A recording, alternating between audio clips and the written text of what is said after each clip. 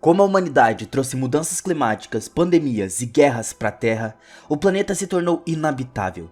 A elite governante escapa assim que pode e se instala na colônia espacial Kepler-209. Com o tempo, a colônia adquiriu tecnologia moderna e viagens espaciais, mas se tornaram inférteis devido à forte radiação que existia ali. 2 gerações depois, o projeto Ulisses é iniciado para descobrir se é possível retornar à Terra. Porém, a primeira missão é perdida logo após o pouso. Algum tempo depois, eles enviam uma segunda nave chamada Ulisses 2, com os astronautas Lewis, Tucker e Hold. Infelizmente, entrando na atmosfera, acaba sendo um período muito difícil e muito mais quente do que esperado. A cápsula espacial cai em uma planície de maré perto de um farol meteorológico que transmite dados de telemetria. De volta ao Kepler, depois de nadar até a praia, com todas as suas forças para sobreviver, a Louise procura seus parceiros. O Holden também está na praia, mas infelizmente já estava morto. O Tucker estava dentro da cápsula espacial com uma perna machucada. A Louise não tem escolha a não ser explorar o local sozinha, começando a testar a água com um biômetro e encontra alguns sinais de vida. Depois de encontrar algum tipo de chelicerata, a Louise se depara com um animal como uma água viva, e ao tentar coletar uma amostra para teste, a criatura de repente gruda no seu pulso. Felizmente a Louise tem um kit médico e imediatamente esguicha um spray medicinal na ferida antes de colocar a amostra na sua bolsa vermelha. Naquele momento, Tucker diz a ela que uma tempestade estava chegando. A Louise perde a sua visibilidade quando uma névoa espessa a envolve. Então o Tucker sai da cápsula e dispara um sinalizador. Seguindo a luz, a Louise tenta começar a voltar para a nave, sem saber que um homem misterioso também viu o sinalizador. Ele chega primeiro ao local e ataca o Tucker, que se defende com o sinalizador e o assusta. Quando a Louise finalmente cruza a névoa, ela descobre que o Tucker e a nave foram levadas para outro lugar. Ela pode escutar o Tucker gritando por socorro, então ela usa a mira da sua arma e percebe um grupo de pessoas arrastando a sua nave. De repente, outro grupo chega e ataca ela por trás. A Louise perde a consciência. E aí, meus amigos, tudo tranquilo? Vamos mandar o salve pro pessoal de hoje. Debbie Angel, Kenzin, Lip, Robson, Tio Arsus e Violet. Muito obrigado por vocês estarem comentando para ajudar. E claro, se você quiser o salve, já entra no vídeo o mais rápido possível e manda o seu salve que vai chegar aqui para você, beleza? Então já não esquece do like e bora pra história de hoje. Algum tempo depois, a Louise e Tucker acordam em um grande poço de água e ficam chocados ao descobrir que há sobreviventes fechando a tampa do lugar. Vendo os ferimentos do Tucker piorando, a Louise sobe e por um buraco pede suprimentos médicos, mas o lugar ali é muito escorregadio e ela cai de lá de cima. Naquele momento, uma corda é lançada por uma figura misteriosa, e a Louise finalmente sai para encontrar toda a comunidade de humanos férteis, conhecida como The Muds. A Louise não conseguia acreditar que estava vendo crianças de novo, mas infelizmente ela não entende a língua deles e é arrastada enquanto os Muds usam gestos para pedir que ela tente explicar que precisa dos seus suprimentos e finalmente a Narvi que aparece. Ela sabe falar inglês e leva a Louise até a sua nave. Encontrando o que precisava, a Louise percebe que eles removeram todas as tecnologias da nave. Quando ela hesita em se mover, ela é empurrada para o chão e é mandado ela se comportar. Em seguida, Louise cura um homem ferido com um spray. Aproveitando para esconder alguns suprimentos médicos nas suas roupas, ela também percebe que alguém estava com sua bolsa vermelha. Sabendo que o biômetro estava lá dentro, ela fica de olho. Quando ela é jogada de volta no buraco, ela dá o remédio pro Tucker, enquanto conta a ele sobre as crianças e os bebês que viu. Como a nave deles estava quebrada, ela acredita que eles devem encontrar o biômetro e usar para pedir ajuda. No entanto, o Tucker sabe que seus ferimentos são bem graves e ele não vai sobreviver. Então, ele pega uma solução que guardava no seu colar de identificação do exército e decide tirar a sua própria vida. Se sentindo sozinha agora, a Louise começa a pensar na sua infância. Seu pai Blake também havia sido um astronauta e se perdeu na primeira missão, quando ela era criança ainda. O Blake deu a ela uma caixa de fósforos com 3 astronautas famosos na frente e mostrou que eles combinavam. Ele também disse a ela para acender um em determinado momento e ele faria o mesmo, prometendo que antes que o último acabasse, eles estariam juntos de novo. A frase "para muitos", que a Louise repete o tempo todo, foi ensinada a ela pelo seu pai para que ela aprendesse a se preocupar com um bem maior. O flashback desaparece e é revelado que a Louise só tem mais um fósforo. Naquele momento, as marés finalmente sobem e começam a encher o poço. Então a Louise começa a subir de novo. Ela se agarra à tampa e pede ajuda. Então o rapaz aceita ajudar ela e tira ela de lá para amarrar ela a um dos barcos da comunidade. A Louise se comporta para ganhar a sua confiança enquanto assiste a uma rede pegando o corpo do Tucker. Enquanto o barco avança no meio da noite, a Louise observa o corpo do Tucker sendo enviado em uma jangada, e isso inspira outro flashback a acontecer. O pai da Louise disse a ela que o povo havia saqueado os recursos da terra e mostrou a ela uma muda de uma árvore que não crescia na sua colônia espacial. Infelizmente, ele saiu logo depois disso e a Louise nunca pôde ver se o experimento da muda foi bem sucedido ou não. Na manhã seguinte, a água começou a baixar e a Louise é jogada no buraco de novo. De repente, ela recebe uma visita de uma garota chamada Myla, que dá a Louise o seu spray medicinal. Desenhando na parede, a Louise consegue se comunicar com a garota e aprende algumas palavras. Então ela pede a Myla para ajudá-la a pegar o biômetro. Algum tempo depois, a Louise escuta gritos do lado de fora e a tampa é levantada para que um homem coloque algumas meninas e um bebê no buraco. Ao espiar pelo buraco, a Louise vê o assentamento sendo atacado e muitas pessoas estão sendo mortas ou sequestradas. A Myla encontrou a bolsa vermelha, mas também foi sequestrada. Um homem chega ao fosso para verificar o interior, mas a Louise e as crianças se escondem bem a tempo e não são vistas. Depois que a situação se acalma, a Narvik aparece para ajudá-las, revelando que ela é a mãe da Myla. Depois de pegar a boneca da Myla e o sinalizador do Tucker, a Narvik foge para salvar a sua filha. A Louise segue ela porque quer ajudar a salvar a Myla, mas a Narvik não tem certeza se pode confiar nela ou não, mesmo que ela compartilhe um pouco da comida com ela. Nesse momento, elas podem escutar gritos da Myla de longe, então as duas mulheres sobem em uma grande pedra e ficam sabendo que os cativos estão sendo levados em um barco. A Louise diz a Narvik para tirar o sinalizador para o céu como uma distração, mas a Narvik quer atacar cegamente, então a Louise não tem escolha a não ser nocauteá-la. Então a Louise dispara o sinalizador. Os homens começam a procurar a fonte de luz. Enquanto eles estão distraídos, a Louise pula na água com a névoa servindo de cobertura e ela rapidamente nada até o barco. Depois de subir, ela finalmente encontra sua bolsa vermelha em uma rede. Mas antes que ela possa sair, os homens também sobem a bordo. A Louise não tem escolha a não ser se esconder com a Myla e os outros prisioneiros. Eventualmente, o barco para em um enorme cargueiro, capaz de suportar as frequentes enchentes e tempestades. Os prisioneiros são levados a um guarda chamado Pelin, que decide para onde cada um dos sobreviventes vai. Os meninos são mandados para o trabalho, enquanto a Myla e outras meninas são levadas embora.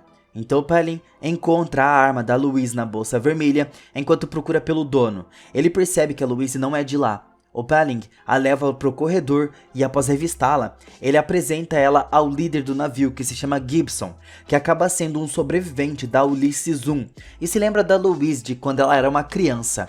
A Louise conta a ele o que aconteceu com a sua nave e sobre o biômetro desaparecido. Em troca, o Gibson conta a ela sobre o primeiro encontro do seu grupo com os Moods, quando eles chegaram. O Blake tinha sido muito bom com os habitantes locais, mas um dia eles repentinamente se rebelaram e destruíram a cápsula da Ulysses 1 junto com seu equipamento de comunicação, matando o Blake no processo. Aparentemente o Blake tinha um plano para construir uma represa gigante e usar o oceano como eletricidade. Então o Gibson discute com a Louise as chances de trazer as pessoas da colônia de volta para a Terra. A conversa é interrompida pelo filho adotivo do Gibson que se chama Neil, que presenteia a Louise com um ônibus espacial de origami. Depois de dar a Louise um tour pelo local para mostrar tudo, o Gibson leva a Louise para uma cabana onde ela pode ficar por enquanto. Ela imediatamente vai para a cama e tenta lidar com a sua dor enquanto se lembra de mais aulas de ciências com seu pai. A manhã seguinte, após o banho, a Louise encontra sangue entre as pernas e percebe que ela estava fértil. Então poderia se reproduzir aqui. Depois ela é levada para uma aula cheia de filhas dos Moods, incluindo a Myla, que não parece muito feliz. O Gibson estava educando elas. Depois de compartilhar uma música, eles lhe dão a chance de fazer a Louise perguntas sobre a colônia espacial. Ao terminar a aula, a Louise sai para passear e encontra o Neil, que tem aulas particulares em vez de se juntar aos outros. Ele gosta da Louise porque adora astronautas, e depois que ela o ajuda com o dever de matemática, ele mostra a ela um segredo que fica escondido atrás de uma cortina. é uma pequena árvore que cresce em uma garrafa. Reconhecendo o experimento, a Louise pergunta ao Neil como ele aprendeu a fazer isso, e ele responde que há um homem estranho morando em uma cabana ao lado de uma casa de máquinas. A Louise quer que o Neil leve ela até lá, mas ele não quer fazer isso e se recusa. Depois de pegar um mapa do navio, de uma porta que tinha ali, a Louise rapidamente se dirige à cabana do homem, onde descobre que o seu pai estava vivo e trancado esse tempo todo. Naquele momento, Gibson aparece e começa a justificar suas mentiras, explicando que o Blake realmente liderou a rebelião porque se aliou aos Mudds depois de se apaixonar por uma mulher Mudd. Então a Louise finalmente pode entrar e se reunir com seu pai depois de 15 anos. Ela estava desapontada por seu pai ter traído a missão e desistido da sua filha, mas o Blake explica que os residentes de Kepley não devem voltar mais para a Terra, dizendo que ele tem que parar os erros. Triste, a Louise sai correndo da sala. Mais tarde, quando a maré estava alta, a Louise finalmente consegue ver a estação meteorológica onde podem conectar o biômetro e entrar em contato com a Kepler. Ela decide dizer ao Gibson que é fértil para que ela possa ser a prova que eles precisam para de fato trazer todo mundo. E o Gibson promete encontrar o biômetro. Então a Louise é convidada para jantar com a mãe do Neil, que se chama Manuai. Ela conta a Louise como o Gibson a encontrou quando ela estava dando à luz e salvou o Neil da morte, porque ele nasceu com um cordão umbilical em volta do pescoço. Naquele dia, eles se conectaram e o Gibson os adotou como sua família. De repente, a energia é cortada. O Pelling informa ao Gibson que um intruso matou os guardas para alcançar a caixa de energia. O Gibson imediatamente ordena que todos se escondam nos seus quartos antes de sair com uma arma. A Louise pega um corredor para voltar para sua cabine, mas é pega pelo intruso que aponta uma faca para sua garganta e a machuca. É então revelado que o intruso é a Narvik, que estava procurando pela sua filha. A Louise leva a Narvik até a Myla, mas assim que entram no banheiro feminino, são subitamente cercadas por guardas. As mulheres tentam lutar contra eles, enquanto a Myla clama pela sua mãe, mas o Pelling aparece e chuta a Narvik. De alguma forma, sabendo o nome dela. Então o Pelling ordena que seus homens levem a Narvik embora. Mas antes que ela saia, ela sussurra pra Louise que eles só levam as meninas. E acidentalmente deixa cair a boneca da Myla. Depois disso, a força volta e a Munai trata a ferida da Louise enquanto ela misteriosamente diz que ela tem os olhos dele. A Louise olha para os cartazes na parede e percebe que são todos fotos de meninas grávidas. Naquele momento, Gibson vem ver como ela estava e diz a Louise que a Narvik foi uma das guardas e se voltou contra ele durante a rebelião. Eles discutem a situação e a Louise finalmente descobre que as meninas estão sendo mantidas em cativeiro para os futuros planos de procriação do Gibson. A Louise fica enojada, mas finge ser apenas uma aliada do Gibson para evitar de ser presa também. De repente o Pelling entra com uma bolsa ali e quando o Gibson abre, o biômetro não estava lá dentro. Ele manda a Louise embora e diz ao Pelling para ficar de olho nela antes de voltar para o seu filho, que lhes mostra uma boneca que ele encontrou. O Gibson percebe que o biômetro estava dentro da boneca, e quando ele volta para o seu quarto, a Louise escuta um barulho e encontra a Miley escondida no seu armário. Mas o Pelling de repente bate na sua porta e força a entrada porque escutou que uma criança estava desaparecida. Ela olha em volta rapidamente e não encontra a Myla. Ao invés de ir embora, ele começa a dar em cima da Louise, sem se importar que ela o rejeite. Após uma luta, ele a empurra contra a parede, mas antes que possa se aproveitar dela, ele escuta um barulho vindo do armário. O Pelling se move para investigar, mas a Louise corre até ele e o distrai com um beijo. De repente o Pelling começa a tremer e cai no chão, enquanto morre porque a Louise enfiou na sua boca uma cápsula de veneno do seu colar. Depois, a Louise pega a arma do Pelling e junto com a Myla começa a se esgueirar pelo navio. Ao encontrar um guarda, a Myla o distrai e a Louise o nocauteia por trás. Em seguida, eles chegam ao local onde mantém todos os prisioneiros que eles usavam como escravos. A Narvik também estava lá e a Louise dá a ela uma arma do guarda para que ela escape com os outros. Enquanto os prisioneiros resgatam as meninas, a Louise vai ao encontro do Blake, que mostra algo a ela. Na janela, o Gibson estava indo para a estação meteorológica com o Neil e Munai, o que é bem estranho, porque ele nunca saiu do navio. Então a Louise percebe a boneca que o Neil deu ao Blake e percebe que o Gibson estava com o biômetro. Ela não entende que prova o Gibson enviará sem ela, e o Blake revela que o Neil não é um Muddy. A Louise abraça o pai ao aceitar parar o Gibson. O Blake diz a ela que nunca acendeu seu último fósforo. Enquanto isso, os Moods escapam do navio enquanto esquivam dos tiros dos guardas. A Louise se junta a eles e atira em alguns homens antes que o grupo saia ao ar livre, onde mais guardas aproveitam a chance para matar alguns deles.